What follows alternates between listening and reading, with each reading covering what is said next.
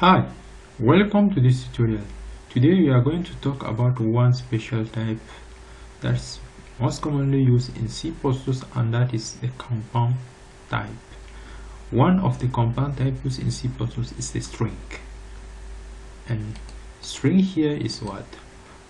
Unlike in other language where in order to write a string you have to use a set of other special declaration like array. Here you use string. And what am I talking about? So suppose like in our program here we have this hello world that is printed here. Suppose you wanted to assign this hello world to a variable. Which data type are we going to use? So far we use character, but if you use character here, character is used to assign only a single letter. If you have a set of character, we cannot assign it to a single variable, and that is where string come into place. String allow us to take something like this one, a block of character like this one, and assign it to a variable. So in order to do that one, we have to use this declaration here, string.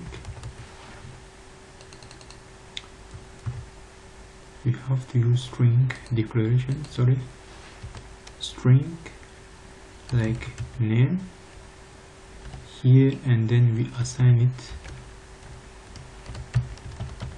hello world, and now we can take that hello world and try to print it. And one thing that we'll be aware of is that if we execute it, we are having error because it's not recognized. In order to use this string here, we have to bring another header here called string, and when you put this one here, the computer side executing from here, you know that is going to use a string. And now if we execute it again, it's an error here because it is under this namespace that we have to use std here. And now if we run it here, we should be able to have hello world. So that's it for the string. A string is a compound type, meaning like this type allow us to declare a series of type, put them in a group, and then use them in our program.